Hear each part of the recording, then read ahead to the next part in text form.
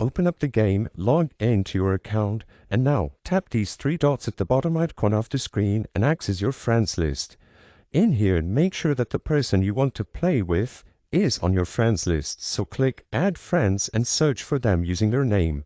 You have other options to add them. You can look them up on your contacts or even share a QR code that they can scan to quickly add you.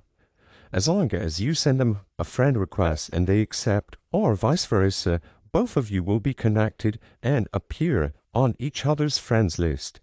With them properly added, showing up on your friends, go back to the home screen and browse through all of the experiences. Find the one that you want to play together, and on its detail page you will have the option to invite them to play with you. So as you can see, I selected Bed Wars OG, and I want to invite my friend. Tap these three dots at the bottom left corner of the screen and select Invite Friends from the menu that appears.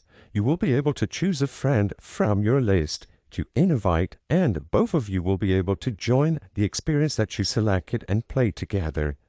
As long as they are on your friends list and you send them an invite to the experience, they will be able to play with you.